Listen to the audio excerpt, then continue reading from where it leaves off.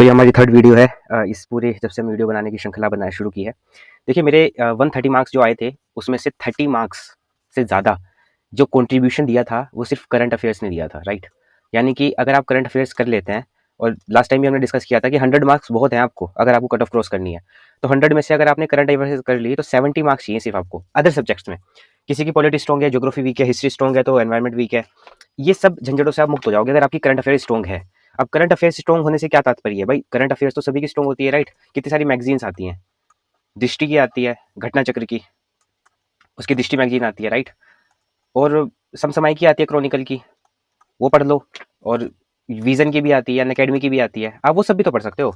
तो 30 नंबर तो आ जाएंगे, राइट। पर नहीं आते ना लोगों के, तभी तो जो मैक्सिमम बच्चे प्री फेल करते हैं वो इस वजह से फेल करते हैं क्योंकि उनकी जो करंट अफेयर्स है वो अप्रोप्रिएट नहीं होती। मुझे बताइए 30 नंबर आउट ऑफ 100 अगर आपके सही नहीं है या लगभग सही है तो आप प्री किस हालात में पास करने वाले हो, आप पास नहीं कर सकते। तो यही जो मैंने अप्रोच अपनाई थी, मैंने मैगजीन बेस्ड करंट अफेयर्स नहीं तैयार की थी, मैंने तैयार की थी टॉपिक वाइज करंट अफेयर्स। और वो एक सोर्स नहीं था मेरा, जो भी जहां से भी मुझे मिलता था, मैं अगर पढ़ रहा, मैं खाना खा रहा हूँ और खाना खाते हुए मुझे कोई न्यूज़ दिख गई, राइट, तो मैं उस न्यूज़ को भी इस टॉपिक में कवर कर लिया करता था कि देखिए ये वाला टॉपिक है, इसमें करंट अफेयर्स आती है इस सेगमेंट में, तो ये वाला यहाँ पे फिट बैठेगा, तो मैं यहाँ पे लिख देता हूँ इसको। देखिए रिसेंटली मुझसे कुछ जो एस्पिरेंट थे वो पूछ रहे थे कि कैसे कांटेक्ट करना है। तो ये तो मेरा पर्सनल कांटेक्ट है, जिससे आप अपने डाउट पूछ सकते हो। कोई भी डाउट हो आप फील मत कीजिएगा कि you have lack of guidance. जो भी आपको क्वेश्चन हो आप यहाँ से पूछ सकते हो मुझसे।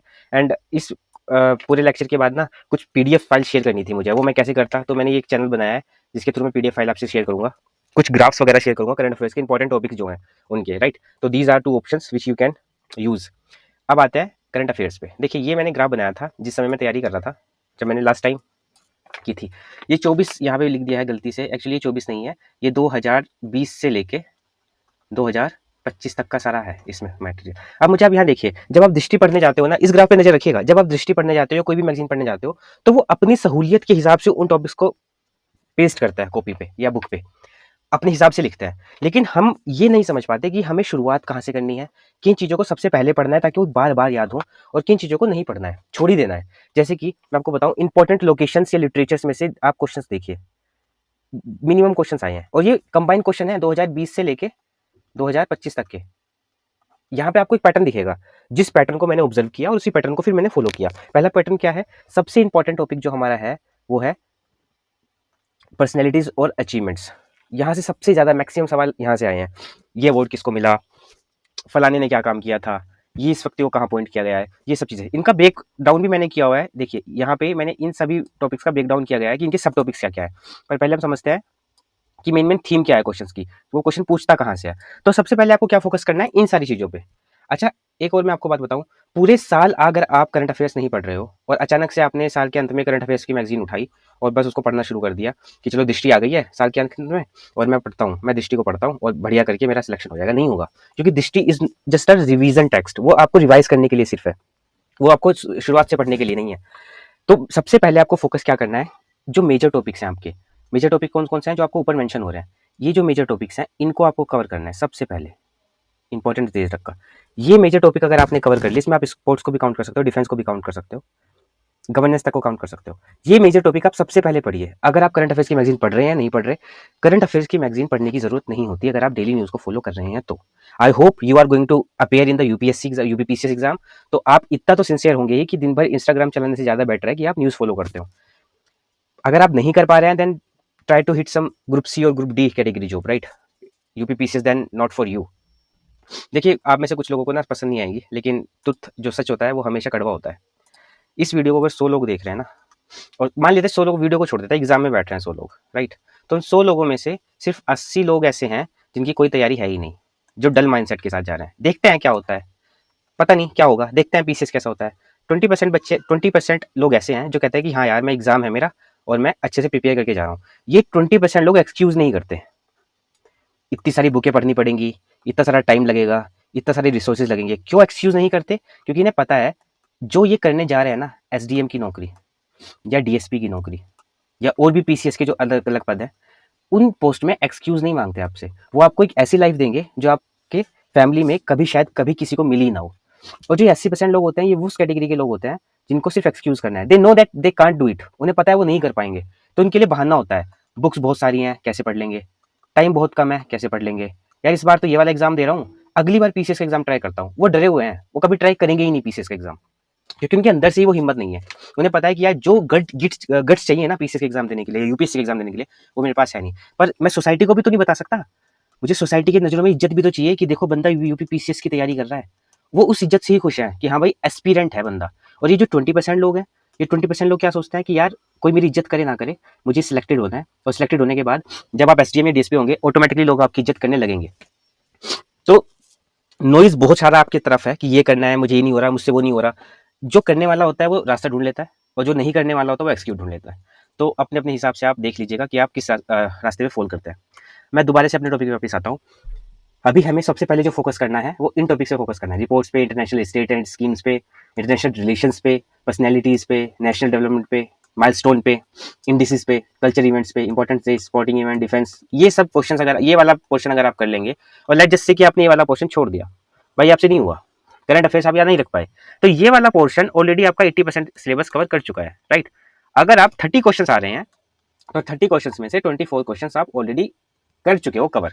24 में से आप 20 क्वेश्चंस भी अटेम्प्ट करोगे, तब भी आपने 21.13 कर दीजिए, तब भी आपने लगभग 20 प्लस 7 27 के आसपास नंबर आपके आ गए। 100 में से 27 नंबर आपके आ चुके हैं ब्रो। अब आपको सिर्फ 73 नंबर चाहिए कट ऑफ क्रॉस करने के लिए। आप समझ रहे हो करंट अफेयर्स कितना क्रूशियल इंपॉर्टेंट, बहुत ज्यादा इंपॉर्टेंट रोल प्ले करता है।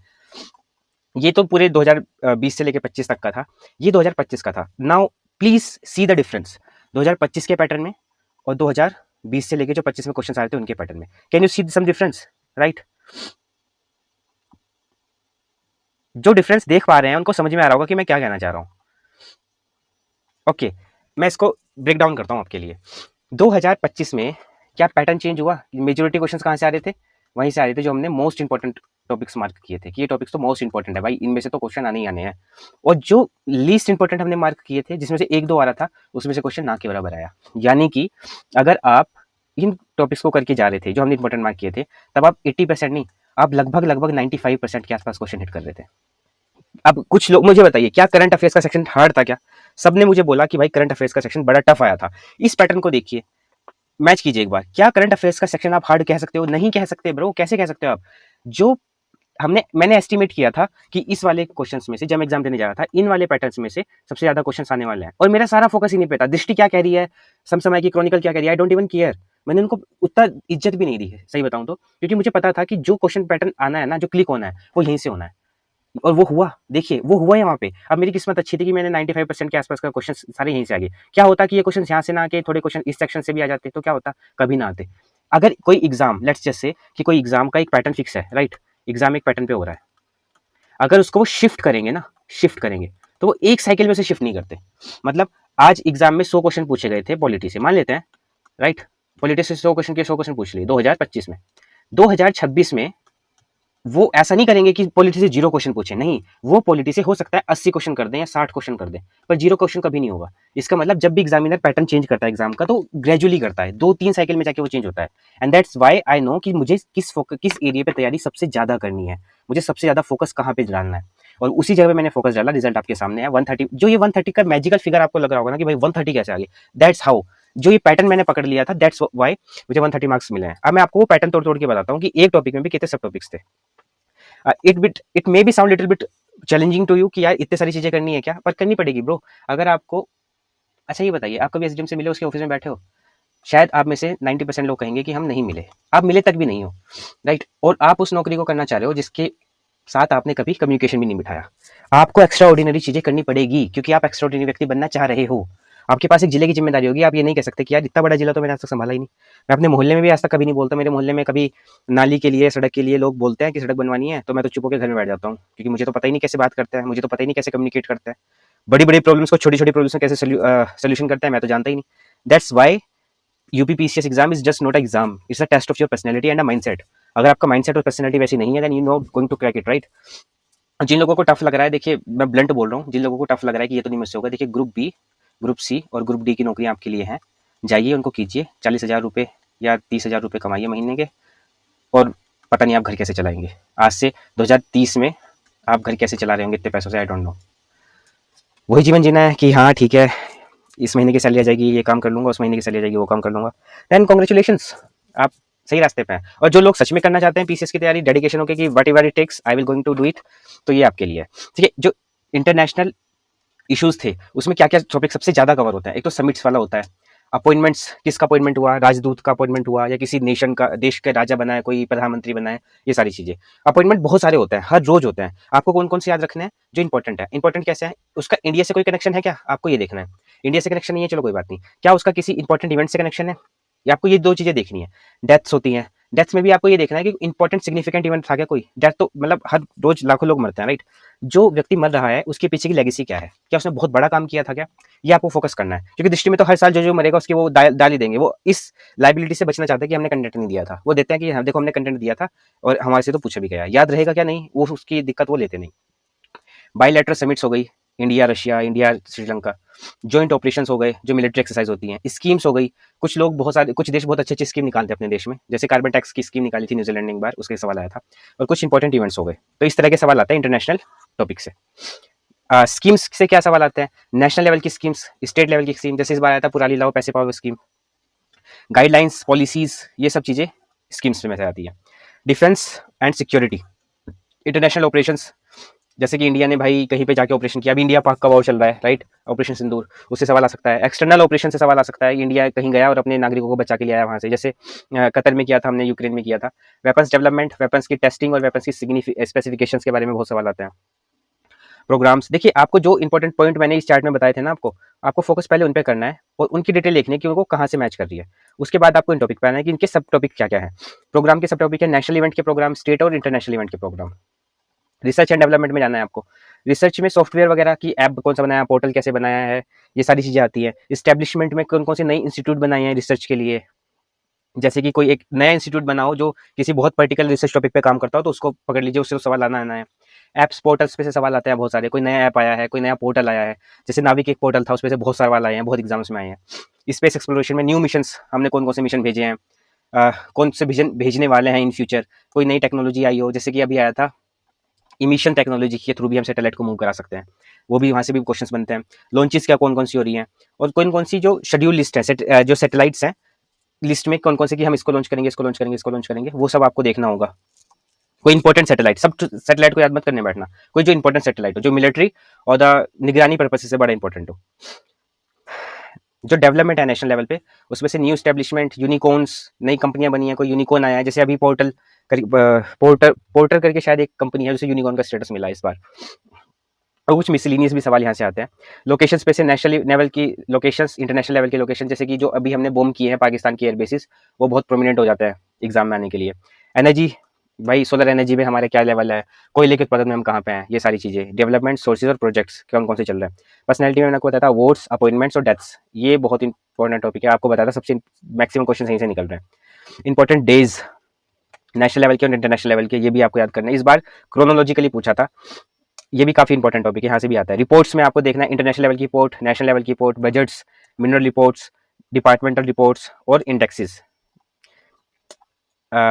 कल्चर इवेंट्स में फेयर होते हैं, फेस्टिवल्स होते हैं, राइट, उस तरह की आपको देखना है। फिल्म फेस्टिवल्स होते हैं, ऑस्कर वगैरह, ये सब चीज़ें। फ्रेंच में भी एक फिल्म फेस्टिवल था, इंडिया का भी फिल्म फेस्टिवल है। नेशनल लेवल के फेस्टिवल थे जो बहुत इंपॉर्टेंट होता है, बहुत ज़्यादा। एक फेस्टिवल है जिसमें almost 50 to 60% tribal population part लेती है, आंध्र प्रदेश में होता है वो। तो इस तरह के आपको फेस्टिवल्स पर ध्यान रखना है। स्पोर्टिंग इवेंट्स, विनर्स कौन कौन है, फर्स्ट विनर कौन था। देखिए बहुत सारे गेम होते हैं जिनका आपका सुना ही नहीं कि यार ये ऐसा भी कोई गेम होता है क्या, पर उसमें से सवाल आ गया। क्यों, क्योंकि उसमें या तो इंडिया ने कोई फर्स्ट टाइम प्राइज जीता है, या इंडिया ने फर्स्ट टाइम उसको ऑर्गेनाइज कराया है, या इंडिया फर्स्ट टाइम उसमें पार्टिसिपेट करने जा रहा है। करंट के इवेंट्स होते हैं कि अभी प्रेजेंटली क्या हो रहा है, फ्यूचर इवेंट्स की ओलंपिक कहाँ होगा, ओलंपिक में कौन सा खेल शामिल होगा, इस तरह के इवेंट्स होते हैं। इंटरनेशनल ऑर्गेनाइजेशन का फॉर्मेशन कैसे हुआ था, जैसे G20 का फॉर्मेशन कैसे हुआ, यूएनएससी का फॉर्मेशन कैसे हुआ, इस तरह के सवाल आते हैं। सिग्निफिकेंट इवेंट्स क्या क्या हुए, ऑफकोर्स इंडिया पाक वॉर पे सवाल आने वाला है इस बार। समिट्स की कौन कौन सी बैठक कहाँ कहाँ पर हुई हैं, ये सारी चीजें। माइलस्टोन में क्या होता है कि सबसे बड़ा हुआ, सबसे पहली बार हुआ, या सबसे इन लार्ज साइज में हुआ है, तो वो माइलस्टोन में मैंने काउंट किया हुआ है। और गवर्नेंस में इलेक्शंस के बारे में आता है, बिल्स के बारे में आता है, पेंडिंग बिल और अप्रूव्ड, ये भी इंपॉर्टेंट बिल आते हैं। वैसे तो बहुत सारे बिल पेंडिंग रहते हैं, पर आपको सिर्फ इंपॉर्टेंट वाले बिल पढ़ने हैं। वो कौन से इंपॉर्टेंट बिल होते हैं, लेट मी मैं आपको बता दूंगा जब जैसे जैसे समय आगे बढ़ेगा। ट्रेड पैटर्न, हमारा ट्रेड पार्टनर सबसे बड़ा कौन है इस समय, 2023 में हमने सबसे ज्यादा व्यापार किसके साथ किया था, नेशनल और इंटरनेशनल लेवल पे। सिग्निफिकेंट अचीवमेंट्स आते हैं नेशनल और इंटरनेशनल लेवल के, और एक्सीडेंट्स, ये बहुत कम आता है, एक्सीडेंट और literature. Now I must say, आपको लग रहा होगा कैसे, कैसे याद करूंगा मैं, हाउ, इतना सब कुछ कैसे हो पाएगा? क्या मैं पीसीएस के लायक नहीं हूँ? क्या मैं पीसीएस नहीं कर सकता क्योंकि इतना सब कुछ तो मैं नहीं पढ़ पाऊंगा? दैट इज वाई मैं आपको बोल रहा हूँ, करंट अफेयर्स एक मैगजीन से पढ़ने वाला टॉपिक नहीं है। No magazine. अगर आप करंट अफेयर्स को मैगजीन से पढ़ रहे हो तो you are doing the biggest mistake of your preparation. आप पॉलिटी को मैगजीन से नहीं पढ़ सकते, आप ज्योग्राफी को मैगजीन से नहीं पढ़ सकते, ठीक उसी तरह आप करंट अफेयर्स को भी किसी मैगजीन, मैगजीन आपका सोर्स हो सकता है कि हाँ भाई इस मैगजीन से मैंने ये मटेरियल उठाया, सिर्फ मैगजीन पे ही डिपेंड हो जाऊं कि नहीं नहीं, घटना चक्र की जो दृष्टि आ रखी है ना, उसी में जो दिया है बस मैं वही पढ़ूंगा, क्रॉनिकल में जो दिया है बस मैं वही पढ़ूंगा, then it is a 50-50 chance for you, maybe some questions फंस जाए, मे बी सम क्वेश्चंस ना फंसे। कुछ लोग क्या कर रहे थे, क्या क्वेश्चन तो जीत घटना चक्र दृष्टि में से आए थे, पैटर्न बदल दिया इन्होंने, पैटर्न को उन्होंने चेंज कर दिया। वो क्यों नहीं चेंज करेंगे? क्या आपको पीसीएस ने लिखित में कोई गारंटी दी है क्या कि हम इसी पैटर्न से सवाल पूछते रहेंगे? अगर पीसीएस में पहले 2020 से पहले क्या होता था कि मेमोरी बेस पे सवाल आते थे, जिसे मैं बोलता हूँ रटने पे सवाल आते थे कि इसे रट लो और क्वेश्चन सिलेक्शन हो जाएगा आपका। तो क्या पीसीएस ने गारंटी दी थी आपको कि मैं इसी तरह से सवाल पूछता रहूंगा? जैसे बीपीएससी में आज भी आता है, बीपीएससी में अधिकतर सवाल रटने के बेसिस पे होता है। अब पीसीएस ने क्या किया कि पैटर्न अपना चेंज करना शुरू किया और 2025 में उसने सबको चौंका दिया कि लो भाई मैं इस तरह से सवाल पूछूंगा। अब क्या है, नहीं यार हो तो जाता मेरा, but I don't know why कि पैटर्न चेंज किया उन्होंने ना, उन्होंने पैटर्न को चेंज कर दिया। देखिए पैटर्न उन्होंने सी सेट में भी चेंज किया है, राइट, पर सी सेट की बात हम अभी नहीं कर रहे, अभी हम सिर्फ प्री की बात कर रहे हैं। तो जो लोग कह रहे हैं पैटर्न चेंज हुआ है, यूपी पीसीएस आपको गारंटी नहीं दे रहा, फर्स्ट थिंग। सेकंड थिंग, ये होगा 2026 में, इससे भी टफ हो सकता है, होज नो। तो please focus on your current affairs कि आपको पढ़ना कैसे है। तो इसको पढ़ना कैसे है उसके लिए मैं आपको बहुत सिंपल सा बता रहा हूँ। आई थिंक पहली तो बात ये है कि जो ग्रुप है उस पर मैं आपसे कुछ सवाल पूछना चाहता हूँ, क्योंकि कुछ लोग कह रहे हैं कि आरओ के लिए भी क्वेश्चन चाहिए उनको, आरओ एआरओ के लिए। कुछ लोग कह रहे हैं कि बिल्कुल न्यू है यूपी पीसीएस के लिए, डे डोंट नो कि उन्हें क्या करना है। कुछ लोग कह रहे हैं कि चल तो रहा है पर कुछ क्वेश्चन पेपर ठीक से नहीं मिल रहे, टेस्ट सीरीज ठीक से नहीं मिल रही। ये क्वेश्चन आप मैं करना चाहता हूँ आपके रिजोल्व, तो जो भी आप में से ग्रुप ज्वाइन करना चाहें कर सकते हैं। सेकंड पॉइंट मेरा ये है कि जो करंट अफेयर्स के टॉपिक है, इट्स टोटली अपॉन यू कि आप खुद से पढ़ना चाहते हैं या मैं कराऊँ, या मैं खुद से जो मेरे नोट्स बने हुए हैं जिस तरह से पैटर्न से मैं कर रहा हूँ, क्योंकि मैं खुद भी खुद के लिए कर ही रहा हूँ, तो it may be just little bit, मुझे आधा घंटा लगेगा वो चीज़ शेयर करने के लिए स्क्रीन पे आपके साथ, and it's totally your choice कि मुझे किस तरह से मैं कैसे करूँ। आई होप मुझे इस चीज़ को लेकर आगे बढ़ना चाहिए क्योंकि बहुत ज़्यादा कन्फ्यूजन है स्टूडेंट्स में, एस्पिरेंट्स में। थर्ड चीज़ ये है कि अभी एनसीईआरटी के क्वेश्चंस भी बहुत सारों के नहीं हुए हैं, I don't know why, but मुझे पता लगा है कि एनसीईआरटी की किताबें पढ़ी हैं बच्चों ने, बट देखो उन्होंने क्वेश्चन अटैम्प्ट नहीं किए उसके। और फोर्थ पॉइंट ये है कि हमें जो सोर्स सब्जेक्ट है हमारा, जो इंपॉर्टेंट सब्जेक्ट है, पॉलिटी, हिस्ट्री, ज्योग्राफी, एनवायरनमेंट वगैरह वगैरह, उनको कैसे डील करना है, राइट। तो हम इस इन सारे मुद्दों पे, ये तो खैर ग्रुप वाला मुद्दा है, इन सारे मुद्दों पे हमें एक वीडियो बनानी होगी, दैट्स वाई, जो आपको ज़्यादा हेल्प हो, आपकी ज़्यादा गाइडेंस हो। तो हम नेक्स्ट वीडियो में मिलते हैं।